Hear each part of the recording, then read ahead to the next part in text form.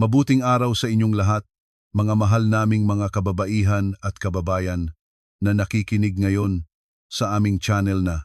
Ang kwentong ito ay pinamagatang ginantimpalaan ako ng isang condominium unit dahil sa aking tagumpay, ngunit pinilit ako ng biyenan na ibenta ito agad para bayaran ang sugal na utang ng bayaw ko. Ngumiti lang ako at sinabi, hayaan muna ninyong gawin ko ang dapat kong gawin. Hapon ng huling araw ng taon sa Maynila. Maingay ang trapiko sa EDSA at sa bawat sasakyan na dumadaan ay may dalang regalo, putong na puto bumbong, at malapit nang maubusan ng panahon ang lahat para mag-shopping sa Divisoria. Amoy ng bagong luto, ng pritong lumpia, ng mainit na tsokolate mula sa mga tindahan sa tabi ng kalsada, lahat ito ay nagtatambak sa hangin na nagbibigay ng kakaibang damdamin ng kasiyahan at pagmamadali na tanging nararamdaman lamang sa mga araw na malapit na ang Pasko. Ako si Maria Santos, 33 taong gulang noon, at nagtatrabaho bilang team leader ng financial department sa isang malaking korporasyon. Ang asawa ko ay si Daniel Cruz, isang civil engineer. Nakatira kami kasama ang aking biyenan na Signang, Divina Cruz, at ang bayaw ko na si Carlo Cruz sa isang 2 palapag na bahay sa Quezon City. Ang hipag ko naman na si Analiza Cruz Macaraeg ay may sarili ng tahanan, ngunit malapit lang ito sa bahay ng biyenan at sa tuwing may nangyayaring mahalagang bagay, naroroon na siya agad. Hapon ng Disyembre 28 ng karamihan ng aking mga katrabaho ay nagsimula na ring isara ang kanilang mga laptop, inaayos ang kanilang mga desk, at nagpaplanong pumunta sa mall para sa huling Christmas shopping. Ako pa rin ay nakaupo sa maliit na conference room sa ika-12 palapag, nakatuon sa pagkukumpleto ng taunang financial statement. Sa labas ng bintana, unti-unting gumigitim ang langit.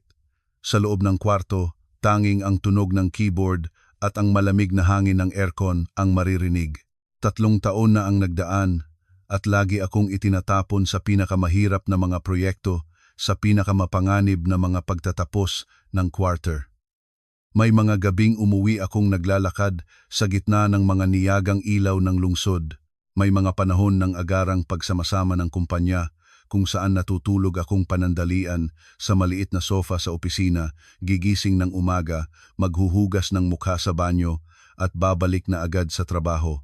Ang mga tao sa labas ay nagsasabing magaling ako, ngunit tanging ako lang ang nakakaalam na ang tinatawag nilang galing ay binayaran ko ng aking kalusugan ng mga araw na may sakit ang tiyan ko mula sa stress at ng mga gabing umuwi akong nagtatangkang ngumiti para bang wala namang nangyayari. Nang malapit ko nang isave ang huli kong file, may kumunok na magandang babaeng assistant ng CEO sa pintuan at ngumiti. Ma'am Maria, hinihintay kayo ng boss sa malaking conference room. Nagtaka ako ng kaunti. Sa oras na iyon, lahat ng mahahalagang meeting ay dapat tapos na. Kinuha ko ang aking notebook, inaayos ang aking blazer, at umakyat. Sa loob ng conference room, naroroon ang CEO, ang HR director, at ilang mga pinuno ng kumpanya. Nang pumasok ako, napansin ko ang kakaibang mga tingin nila sa akin, parang may tinatago silang isang sorpresa. Tumayo ang CEO at iniabot sa akin ang isang makapal na folder na may berdeng takip. Malinaw at mainit ang kanyang tinig. Ngayong taon, ang espesyal na gantimpala para sa pinakamahusay na individual ay napunta sa inyo. Ito ang utos ng korporasyon na ibigay sa inyo ang karapatan na tumanggap ng isang premium condominium unit sa aming partnership project. Binabati kita, Maria Santos. Nakatayo akong parang nag-freeze sa loob ng ilang segundo. Hindi ko matandaan kung aling kamay ang ginamit ko sa pagtanggap ng folder, natandaan ko lang na mainit ang aking mga palad at ang aking isipan ay parang nagmumulto. Ang condominium unit ay nagkakahalaga ng mahigit 10 milyong piso. Para sa maraming tao, ito ay maaaring maging malaking gantimpala lamang. Ngunit para sa akin, ito ang unang bagay sa maraming taon ng pagtatrabaho, pag-asawa, pagbibigay, pagtitiis, at pagdadala ng lahat ng pasanin na tunay na may sariling pangalan ko. Patuloy pang nagsalita ang CEO tungkol sa mga proseso ng handover pagkatapos ng kapistahan sa pagpapalit ng pangalan sa titulo sa legal department na tutulong sa pagkumpleto ng mga papeles. Narinig ko ang lahat ngunit hindi ko naunawaan ang lahat. Bumara ang aking lalamunan. Ang damdaming ito ay kakaiba, hindi eksaktong masaya hanggang sa umiyak, kundi parang isang taong matagal nang naglalakad sa kadiliman na biglang nakakita ng malayo ng isang ilaw na para sa kanya. Paglabas ng conference room, mahigpit kong yakap ang folder sa dibdib ko habang dahan-dahan na bumababa ang elevator sa bawat palapag. Sa isipan ko ay lilitaw ang mukha ng aking mga magulang sa probinsya. Naisip ko na kung maayos na ang lahat pagkatapos ng holidays, maaari kong imbitahan silang manirahan sa Maynila ng ilang araw. Naisip ko na siguro sa unang pagkakataon sa aking buong buhay, bilang manugang, bilang asawa, bilang taong nagdadala ng lahat ng walang pangalang gawain, mayroon na rin akong isang bagay para sa aking sarili. Para sakaling may bagyo bukas, hindi na ako ganap na walang hawak. Lumabas ako sa parking lot. Ang Maynila sa dulo ng taon ay puno ng tao, ang mga tao ay nagtatulakan sa kalsada, may mga regalo, mga putubumbong, mga karton ng Red Horse at mga basket ng prutas na nagtatampisaw sa harap ng mga sasakyan. Dahan-dahan akong naglakad. Magaan ang aking puso, ngunit mayroon ding sakit dito. Magaan dahil masaya. Masakit dahil hindi ko maunawaan kung bakit, kahit may gantimpalang gawa ng aking sariling mga kamay, hindi ko nahaharap na dalhin ito sa bahay at ipagsaya ng buong puso. Marahil ganoon ang magiging resulta kung ang isang babae ay nabuhay ng matagal sa pananahimik, kahit isang maliit na kaligayahan ay yakap niya parang isang bagay na madaling mabali. Nang dumating ako sa bahay, may nakaparada ng tsinelas ni Annalisa sa harap ng pintuan. Huminto ako sandali, nagbukas ng pinto at pumasok. Nakita kong maliwanag ang sala. Si Geeneng. Divina ay nakaupo sa gitna ng sofa, tuwid ang likod, matigas ang mukha. Sa kaliwa niya ay si Daniel, nakatingin pababa sa mesa. Sa kanan naman niya ay si Annalisa, nakakross ang braso. Si Carlo naman ay nakaupo sa dulo ng upuan, magkasamang nakahawak ang mga kamay, may kakaibang pagkabalisang nakikita sa kanyang kilos. Walang nagtatanong kung malamig ako, walang nagtatanong kung kumain na ako, wala ring kahit isang salita ng pagbati.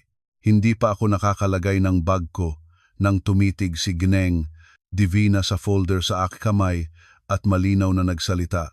Narinig ko na may natanggap kang condominium unit. Mahigit 10 milyon. Natigilan ako.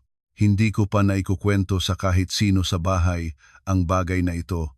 Parang may nagbuhos ng malamig na tubig sa aking ulo hanggang sa talampakan. Sa buhay, maraming beses ang pinakanakakatakot na bagay ay hindi ang mga bagyo sa labas ng bahay, kundi ang pagdating mo sa pintuan ng iyong tahanan at makita mo ang mga tao na naghihintay sa iyo na may mga matang hindi na mukhang mahal mo. Inilagay ko ang bag sa upuan, ngunit hindi pa umuupo. Makapal ang hangin sa sala, parang may isang nagsara ng lahat ng bintana.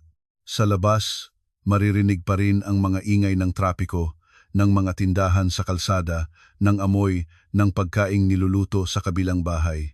Ngunit sa loob ng bahay na ito, parang nahiwalay ito sa mundo, natitira lang ang pakiramdam ng kabigatan. Tinignan ako ni Gneng. Divina ng ilang sandali, pagkatapos ay itinaas ang kanyang baba. Umupo ka, may sasabihin ako. Hinila ko ang upuan at umupo sa harapan niya. Si Daniel ay nakatuon pa rin ang tingin sa sahig, dahan-dahang ginagalaw ang kanyang mga kamay sa kanyang mga tuhod. Si Annalisa ay nakakross ang braso, paminsan-minsan ay tumitigil sa akin pagkatapos ay tumitingin pabalik sa kanyang ina. Si Carlo ay may matuyo ang labi, hindi mapakali ang upo, ang kanyang paa ay kumakabog sa sahig na parang isang taong naghihintay ng hukom. Tanong ko, pinipigilan ang sarili. Mama, saan po ninyo nalaman ang tungkol sa aking gantimpala? Hindi sumagot si Gnang. Divina sa tanong ko, diretso na siyang pumasok sa paksang bagay ng napakabilis, kaya naunawaan ko na napag-usapan na nila ito bago pa ako dumating. Saan ko nalaman ay hindi mahalaga. Ang mahalaga ay may problema tayo sa bahay. Si Carlo ay naging pabaya, may malaking utang siya ngayon. Malapit na ang mga taong pinautang sa kanya. Bago matapos ang kapistahan, kung hindi maaayos, darating sila dito at gagawing kalokohan, wala na tayong mukha. Tumingin ako kay Carlo. Umiwas ang kanyang tingin. Ang paraan ng pagbaba ng kanyang ulo, kung titingnan ng ibang tao, ay mukhang kaawa-awa. Ngunit ang matagal na paninirahan sa iisang bahay ay nagtuturo sa iyo ng maraming bagay. Ang ganitong pagbaba ng ulo ni Carlo ay madalas na simula lamang ng kahilingang humingi ng pera. Tanong ko, maigsi, magkano ang utang? Nag-open na ang bibig ni Carlo nang si Annalisa ay nauna pa. Hindi na oras para malaman kung magkano o bakit, ayusin muna natin ang sitwasyon. Ang mahalaga ay panatilihing maayos ang tahanan. Hindi ko tiningnan si Annalisa, tumingin ako ng diretsyo kay Genge. Divina, magkano ang utang, mama? Kumukunot ang kilay ni Gineng. Divina, at nagsimulang tumigas ang kanyang tinig. Mahigit 5 milyon, ngunit sinabi ng mga mayari na kung babayaran ng malaking halaga agad, payagan nilang ibayad ang natitira sa ibang panahon. Nagtatanong na ako kung ibebenta ng mabilis ang unit mo at tatanggap tayo ng maliit na kaltas sa presyo, maaaring ayusin natin ito. Nagsalita siya ng parang nagbebenta ng lumang gamit sa bahay, hindi bilang ang pinakamalaking tagumpay ng aking buhay pagkatapos ng napakaraming taon ng pagsusumikap. Nanatili akong tahimik. Mahigit 5 milyong piso. Online na sugal, sports betting, at ang solusyong unang naisip ng buong pamilya ay ibenta ang aking condominium unit. Walang nagtanong kung masaya ako sa aking gantimpala. Walang nagtanong kung ano ang kahulugan ng gantimpalang iyon para sa akin. Sa kwartong ito, ang tanging naiiral ay ang hukay na hinukay ni Carlo at ang paraan na nais nilang gamitin ako para punuan ito. Nang makita ni Gang Divina, natahimik ako. Naging malambot ang kanyang tinig, ang uri ng pagiging malambot ng isang taong tiwala na siya ang tama. Alam ko na gawa ng iyong sariling pagod ito, ngunit ikaw ay manugang ng bahay na ito. Sa panahon na malaki ang problema ng pamilya, kailangan nating sabay na magdala ng pasanin. Ang pagliligtas sa kanya ngayon ang mahalaga. Bago pa man ako makapagsalita, sumabat na si Annalisa. Lahat ng pamilya ay may oras ng kahirapan, huwag kang mag-isip ng maikli. Kung hahayaan mong gumuho ang lahat habang inaalagaan mo ang sarili mo, paano kang mabubuhay ng payapa pagkatapos? Ang salitang inaalagaan mo ang sarili mo ay nakapagpapatawa sa akin hanggang sa makapal na ang lalamunan ko. Matagal na bang may sarili akong tunay na pagmamay-ari sa kanilang mga mata? Lumingon ako kay Daniel. Mula nang pumasok ako, naghihintay ako na buksan niya ang kanyang bibig tulad ng isang tunay na asawa. Isang salita lamang. Isang salita na, hayaan mong akin na ito. Isang salita na, walang gagaling sa aking asawa. Isang salita na, ang ari-arian na iyan ay gawa ng aking asawa. Pero nanatili siyang nakaupo doon, parang anino sa dilim. Tinawag ko siya ng dahan-dahan, Daniel. Tumingin siya sa akin, pagkatapos ay muling bumaba ang kanyang mga mata. Pagkatapos ng ilang mabibigat na sandali, nagsalita siya ng napakahina, tulungan na ang pamilya ngayon, ayusin muna ito, tapos tayo na mag-usap. Ang isang kutsilyo ay hindi lagi masakit dahil matalim. Masakit ito dahil ang humahawak nito ay ang taong pinagkakatiwalaan mong magtatanggol sa iyo sa oras ng pangangailangan. Narinig ko ito at napaluwag ang aking loob. Naalala ko ang mga gabing umuwi ako nang huli mula sa trabaho at pumunta pa rin sa grocery para bumili ng gatas para sa biyenan. Naalala ko ang mga panahon na kulang ang pera sa bahay, tahimik na akong nagdagdag nang hindi nagrereklamo. Naalala ang mga fiesta, kasalan at selebrasyon sa panig ng pamilya ng asawa ko kung saan ako ang nagtatatayo ng kusina, naglalagay ng regalo sa mga sobre, tinitiyak na walang kulang. Sa lahat ng mga taong iyon, naisip ko na ang aking kabutihan ay kaunti man lamang ay makapagbibigay sa akin ng lugar, ngunit hindi pala. Sa kanilang mga mata, Ako ay isang taong kaya magdala ng pasanin, kaya naman sa tuwing may problema, ang unang inilalabas na magdala ng dagdag na pasanin ay palagi pa rin akong sila. Sa oras na iyon, si Carlo ay biglang tumayo mula sa kanyang upuan at lumuhod sa malamig na sahig. Nanginig ang kanyang boses. "Ate, nagkamali ako. Alam ko nang mali ako, iligtas mo lang ako ngayon. Nangangako ako. Susumpa ako na tapos na ako, hindi na ako babalik sa ganoong gawi." Tinitignan ko si Carlo na nakaluhod sa malamig na sahig at naramdaman ko na walang awa ang umahon sa aking loob kahit dapat ay nandoon ito. Marahil dahil sa maraming taon ng pagsasama, narinig ko na ang napakaraming ganitong pangako. Pangako na babayaran, pangako na magbabago, pangako na tutulong, pagkatapos ay babalik sa dati. Tanong ko, "Ano ang garantiya mo na titigil ka?" Tumingin si Carlo sa akin, mapulang-mapula ang mga mata. "Alam ko na hindi ka maniniwala sa akin ngayon, ngunit mahal mo ang mama, mahal mo si kuya." Pinigilan ko siya. "Sino ang nagmamahal sa akin?" Tumahimik ang buong sala. Nagkipit si Daniel ng kanyang mga kamay. Namula si Annalisa, napalungkot si Genging. "Divina, parang hindi siya inakala na mangangahas akong itanong ang ganitong tanong sa oras na ito. Ngunit hindi ko ito tinanong para magaway. Nais ko lang marinig kung may isang tao pa sa bahay na ito na naaalala na ako ay tao rin na nasaktan din, napagod din, at kailangan ko ring may hawak para sa aking sarili." Sa huli, walang sumagot. Sa labas, dumihip ang hangin at gumalaw ang kurtina. Huminga ako ng malalim, lumulon ng buo sa lalamunan ko. Kung nainit ako sa oras na iyon, maaaring madaling ibaling ng buong pamilya ang lahat sa direksyon na ako ang malamig na babae na nagbago ang ugali dahil sa pera. Ngunit hindi ko ibinigay sa kanila ang dahilang iyon. Tiningnan ko ang bawat isa, dahan-dahan akong nagsalita, pag-iisipan ko. 4 na salita lamang, ngunit kaagad na lumuwag ang mga mukha ng lahat. Si Geneng. Divina ay umatras ng ganap sa likod ng sofa. Si Annalisa ay huminga ng pababa. Si Carlo ay punas ang kanyang mga mata, at si Daniel ay tumingin sa akin. Sa kanyang mga mata ay may kaunting pasasalamat at kaunting pagiwas na naging mas malamig ang aking puso. Inakala nilang ganoon pa rin ako, katulad ng dati, pagpilit ng ilang salita at magiging malambot agad, kuhang sa pamamagitan ng salitang pamilya, pagmamahal at kabutihan, ay kusang ibibigay ng bahagi ko ang sarili ko para sa iba. Tumayo ako, kinuha ang folder at pumasok sa aking kwarto. Malinaw kong marinig sa likod ko ang boses ni Ginang. Divina na nagsasabi sa mababang tinig kay Annalisa. Alam ng mama na hindi niya kayang hindi maawa. Tama noon ay hindi talaga ako kayang hindi maawa.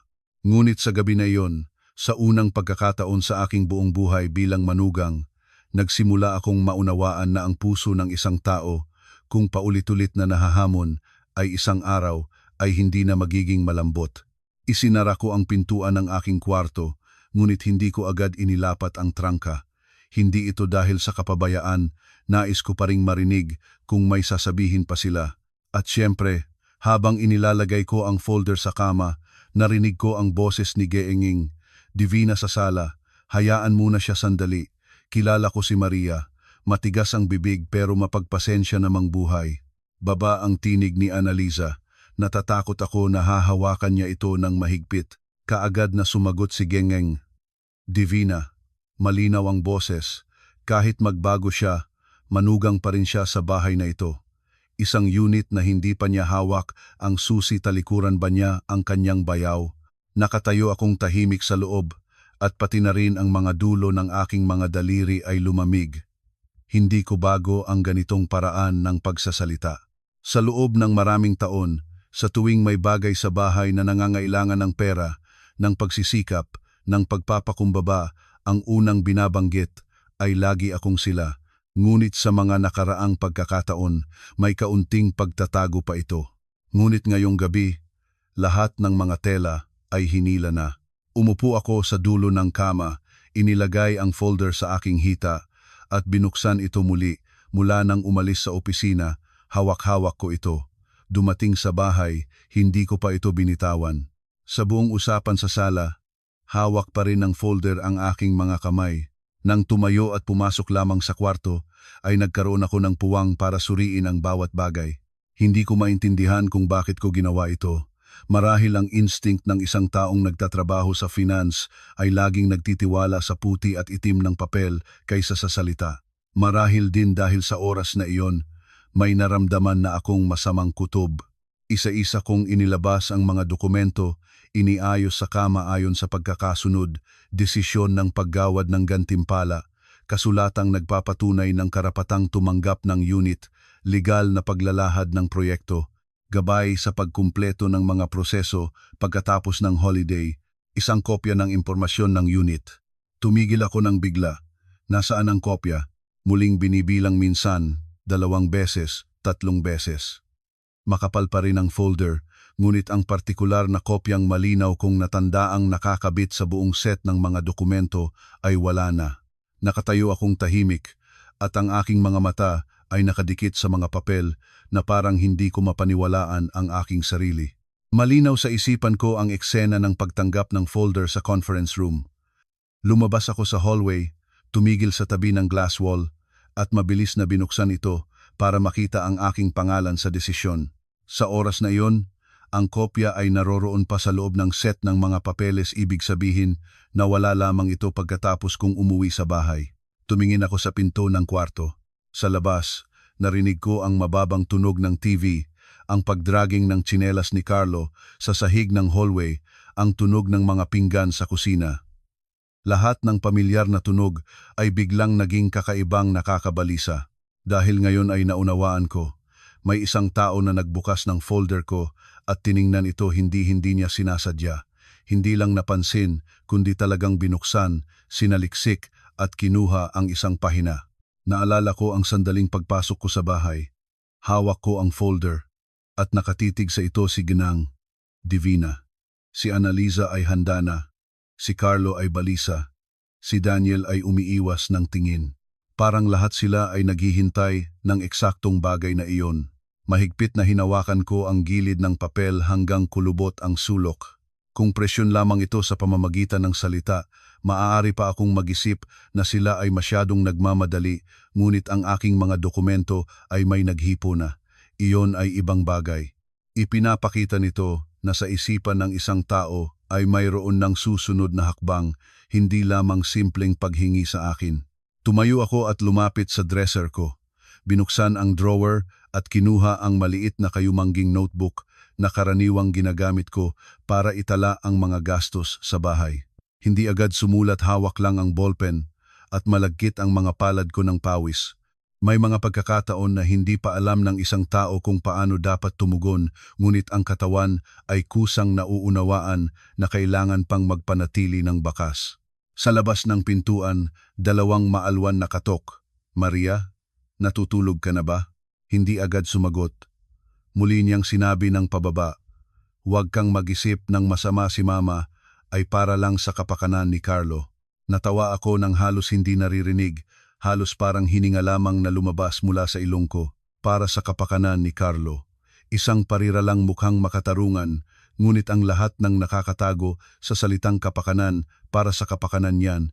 Sinaliksik nila ang aking mga dokumento. Para sa kapakanan niyan, nagplano silang ibenta ang aking tagumpay. Para sa kapakanan niyan, walang nagtatanong kung paano ako nadarama. Binuksan ko ang pintuan. Nakatayo si Daniel sa harapan ko, ang pamilyar na mataas at payat na anyo, ang karaniwang maamo. Noon pa ay naniniwala ako na ito ang magiging aking sandigan.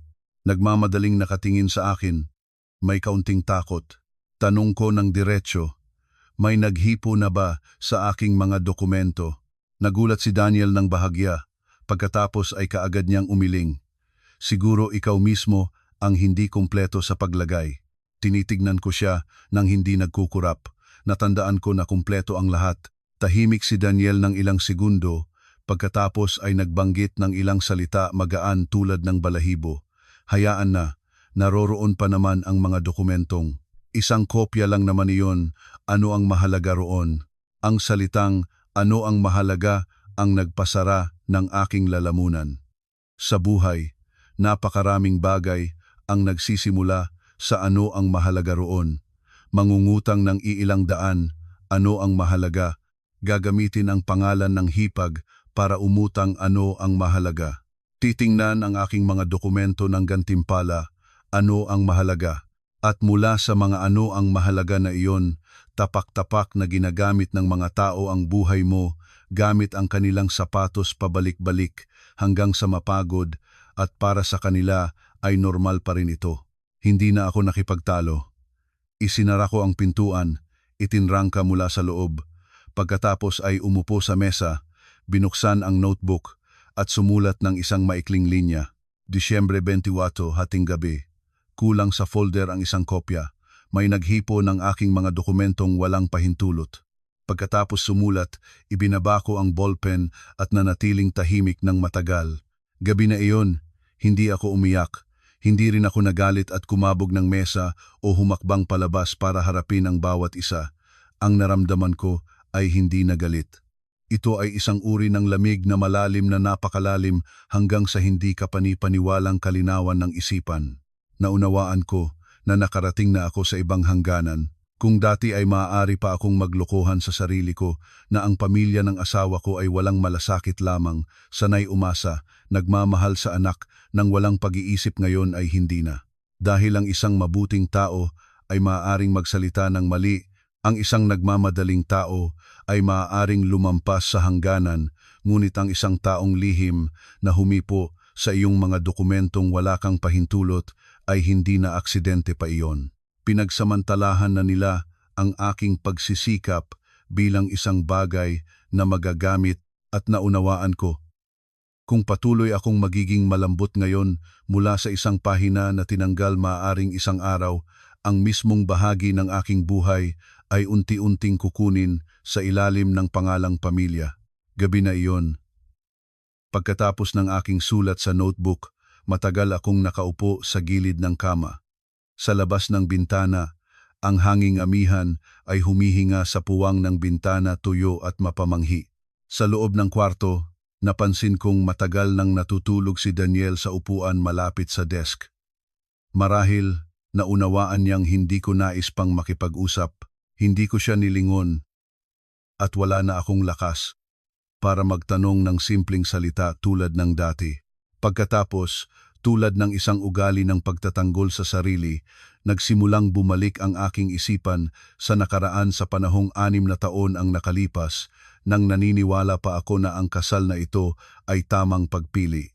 Nakilala ko si Daniel sa pamamagitan ng isang kasamahan sa paaralan noon. 27 ako noon, nagtatrabaho bilang accounting supervisor sa isang construction company. Si Daniel naman ay 3 taong mas matanda sa akin, isang civil engineer.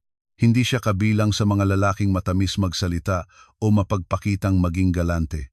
Sa unang pagkikita namin, ang nakaakit sa aking pansin ay ang paraan ng kanyang pagsasalita. Mabagal, tuwid ang tingin, walang pagmamalaki, at walang amoy ng alak na madalas na dumadampi sa maraming lalaking nakilala ko sa mga awkward na mga pakikipagkita sa pag-aasawa. Si Daniel noon ay talagang maamo. Sa kumakain kami ng magkasama, hindi siya nagpupugad ng usapan. Ikukwento ko ang trabaho, ang aking mga magulang sa probinsya, at siya ay makinig ng may paggalang. Minsan ay nagtry akong biro. Palagi kang tahimik kapag nagaway na tayo, malamang ako ang mag-iisa. Ngumiti siya ng kalmado. Ayaw kong magingay. Kung may hindi pagkakaunawaan, kausapin na lang nating maayos. Isang pariralang iyon pa lamang ay sapat na para mapayapa ang aking loob. Hindi na ako nangangarap ng mapusok na pag-ibig at dramatikong romansa tulad ng nasa pelikula. Nais ko lang ng isang lalaking matahimik, may trabaho, hindi madaldal, hindi marahas sa salita, na hindi magpapahirap sa akin araw-araw dahil sa walang katwirang ugali. Noon ay halos lahat ng ito ay natupad ni Daniel noong dalhin niya ako sa pagtatanghal sa kanilang pamilya, masigla si Gning, Divina, mula sa labas ng bakuran. Marami siyang ngiti, maraming tanong trabaho, probinsya, mga magulang. Ang pagkain sa hapunan ay hindi magarbo, ngunit malinis at mainitinit.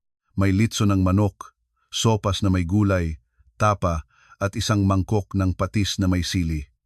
Patuloy na naglagyan ng pagkain si Gneng.